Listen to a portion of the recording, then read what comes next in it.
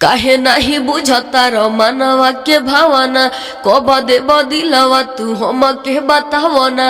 धीरे से फोनवो में कही देता हूँ ए हो मोहन से कसे आप आई लव यू माई बाबू के बानी हम ये कलवता तोहरा के मन चुकल बानी अपना दिल के देवता काटे बटाई पूरा यूपी बिहार एहो मनीष पत्रकार हम बानी रेडी का तू बनब भाता आर्मी के हुए उ बेटा हो इनके बना दो माई नेता हो हुए गरीब के लोरा पोछवैया हो अरे कृपाई न पे बना दो देवी मैया हो सीएम बन जसमोन से कसे अप भैया हो।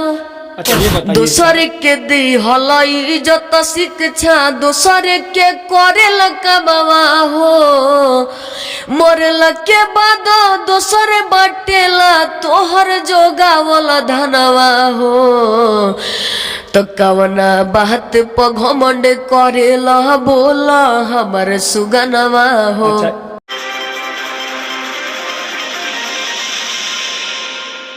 ये बताइए पूजा जी कि आप मनीष कश्यप के ऊपर बहुत सारे गाना गाई हैं, तो आप एक गाना को गुनगुना कर दर्शकों को सुनाइए तो। कबो न हो खेल अखिया से ओझल कल कुबुल राजा हमार पर पोजल अब न होता हमारा से इंतजार एहो मनीष पत्रकार हम बानी रेडी का तू बनब भातार। अच्छा इसका अगला लाइन थोड़ा सुनाइए। अपना माई बाबू के बानी हम ये कलवता तोहरा के मन चुकल बानी अपना दिल के देवता काटे बटाई पूरा यूपी बिहार एहो मनीष पत्रकार हम बानी रेडी का तू बनब भातार। अच्छा एक और गाना आप मनीष कश्यप पे हाल ही में गाई है, ये भी गाना को लेकर सोशल मीडिया पे बहुत ही ज्यादा विवाद चल रहा है, वो भी गाना को थोड़ा सुनाइए तो। दिलवा में छपल बाटे तोहरे फोटोआ हमारा ला तू ही खेसरिया नी रहुआ काहे न बतिया के बुझता रो तू ए मोरे दिल के करे जाऊ आई लव यू ए हो मन से कसे आप आई लव यू काहे नहीं बुझता रो मनवा के भावना कब दे बदिलवा तू हम के बतावो ना। धीरे से फोनवो में कही देता हूँ ए हो मोहन से कसे आप आई लव यू। अच्छा पूजा जी एक सवाल मेरा रहेगा आपसे, ये बताइए बार बार आप मनीष कश्यप का गाना क्यों गाती हैं? तो हमें बहुत अच्छा लगते हैं इसलिए गाते हैं। एक और गाना आप शायद मनीष कश्यप पे गाई थी सीएम वाला कर वो गाना को थोड़ा दो लाइन सुनाइए तो।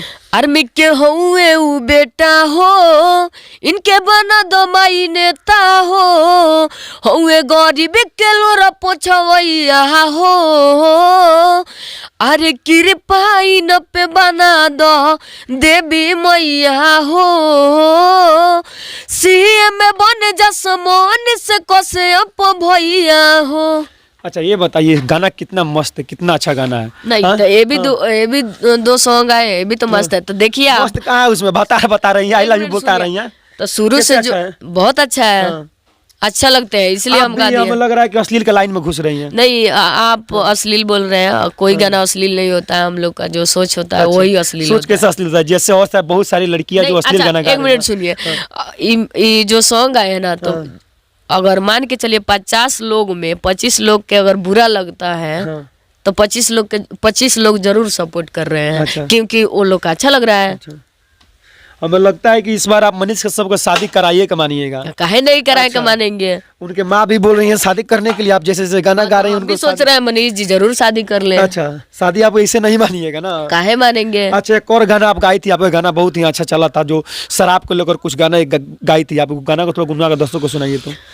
दारू न पीना भैया, रोते फिरोगे तुम बाजार में, मरने वालों की खबर आती है रोज अखबार में, नशा में डर है ये तो जहर है, कहेगी दुनिया शराबी बड़ी खराबी होगी, बड़ी खराबी होगी, मर जाओगे विधवा बन के, रोएगी घर में भाभी, बड़ी खराबी होगी, बड़ी खराबी होगी। अच्छा, ये बताइए, आप शराब को लेकर इतना अच्छा गाना गाई, हमको जहाँ तक कहें कि हमको बहुत अच्छा लग रहा है गाना।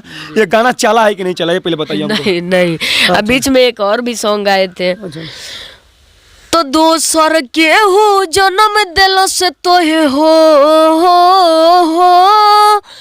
दोसर के हो जन्म दिल से तो है, दूसरे दिहल सनमवा हो, तो कवना बात पर घमंड करेला बोला हमर सुगनमा हो, दोसर के दिहल इज्जत शिक्षा, दोसर के करेला कमावा हो, मरला के बाद दोसर बाटेला तोहर जोगावल धनवा हो, तो कवना बात पर घमंड करेला बोला हमर सुगनमा हो। अच्छा पूजा जी, इतना अच्छा अच्छा गाना आप गा रही हैं, हमको जहाँ तक कहें कि हमको बहुत ही अच्छा लग रहा है। आप बोल रहे हैं अश्लीलता खाली गाते हैं, गाना अश्लीलता थोड़ी होता है। देखिए अच्छा इतना है। अच्छा सॉन्ग है, कहाँ क्या देखिए इनका क्या क्यों आप बीच में एक दो गाना ऐसे से गा देती हैं विवादित? नहीं, आपका गाना इतना एक अच्छा मिनट आ ही सुनिए, रहा है तो। पब्लिक यही मांग करता है, तो काहे ना, भोजपुरी में तो आप जानते हैं कुछ चटक मटक नहीं चलता अच्छा है, अच्छा, तो नहीं अच्छा लगता जो अच्छा नहीं लगता, इसीलिए आप लोग थोड़ा एक दो ऐसे से गा काहे देते नहीं हैं। गाएंगे, हाँ। आजकल यही सुनने आप पसंद कर रहे एक और हैं। गाना आप गाई थी गोइनी, वो गाना का तो फाटल कहे जाना का, वो गाना बहुत ही ज्यादा सोशल मीडिया पे चला था। उस गाना को लेकर आप क्या कहना चाहती हैं, पहले बताइए। पहले गाना गुनगुना दीजिए, उसके बाद उसके बारे में बताइएगा।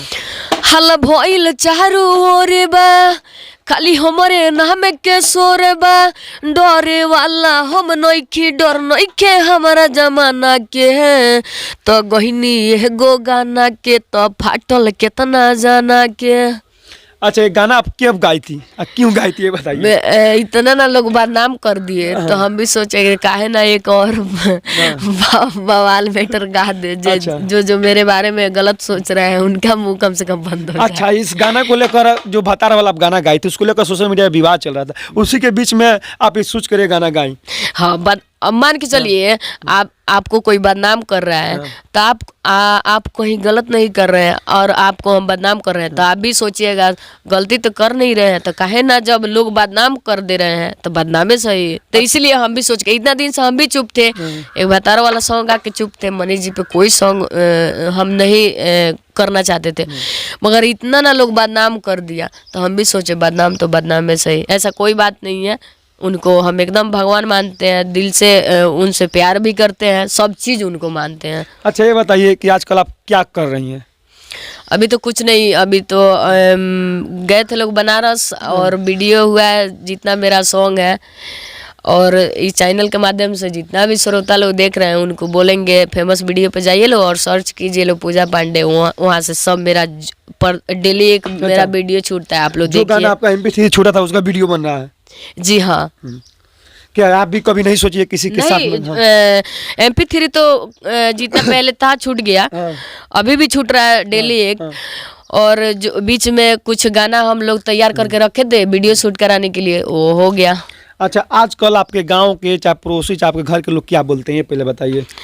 देखिए, कहने का मतलब है सब गांव वाले का सोच एक ही जैसा होता है। आप अगर अच्छा काम कीजिएगा तो कोई आपको सपोर्ट नहीं करेगा। बुरा अध्यात्म में तो ऐसा जरूर होता है, जे किसी के घर के बेटी बहन अगर कहीं जाती है तो लोग उसको बुरा बोलते हैं। तो मेरे घर का मान के चलिए कोई कुछ भी बोल रहा है, हमें कोई लेना देना नहीं है, मेरे घर के लोग एकदम सपोर्ट कर रहे हैं तो हम उसी में खुश हैं। अच्छा, आपके घर के लोग फुल सपोर्ट करते हैं? जी, मान के चलिए अगर सपोर्ट नहीं करते लोग तो हम ये सब नहीं करते। अच्छा, आपके घर सपोर्ट मिलता है हमारे गाना गाने के लिए? बिल्कुल। तो घर के लोग तो आपको नहीं ना बोलते होंगे कि ऐसे ऐसे गाना गाना? नहीं, मेरे घर पे हम यही लाइन में है तो जरूर गाएंगे, नहीं गाएंगे तो मेरे ऊपर तो गार्जियन है, मेरे घर का खर्चा भी तो चलाना है। अच्छा, मेरे घर तो कोई कमाने वाला नहीं है। अच्छा, ये बताइए कि आपका गाना इतना वायरल हुआ, चाहे इतना हर जगह गाना आपका सोशल मीडिया पर, अभी के डेट में भी आपका गाना चल रहा है, तो बहुत सारा लोग नहीं, आगे भी चलेगा। हाँ, अभी के डेट में बहुत ही ज्यादा ना, जो पुराना गाना वो भी अभी तक चल रहा है। जी। तो बताइए गाना से कुछ कमाई वमाई हुआ कि नहीं? जी हाँ, काहे नहीं हुआ है। और जो भी हम कर रहे हैं आगे भी करेंगे। और जो आप लोग बोल रहे हैं ना अश्लील कहीं नहीं होता है। मान के चलिए हम इसी से सब करना है, गाने गा के सब करना है। मेरे घर तो कोई नहीं है, तो हम नहीं करेंगे तो फिर कैसे घर चलेगा? अच्छा, आपका पापा भी नहीं है शायद? जी नहीं, वो डेट कर गए हैं। आप खुद को अपने मेहनत से कमाती हैं, तो जो पैसा जी होता हाँ, है तो आपके अपने घर घर का परिवार में खर्च करते खर्च करते हैं। देख सकते हैं अभी मेरे साथ कितना मिनट हुआ है? हाँ? ठीक है। देख सकते हैं अभी मेरे साथ पूजा पांडे मौजूद थी। इनके साथ मेरा प्रयास कैसा लगा? जय हिंद।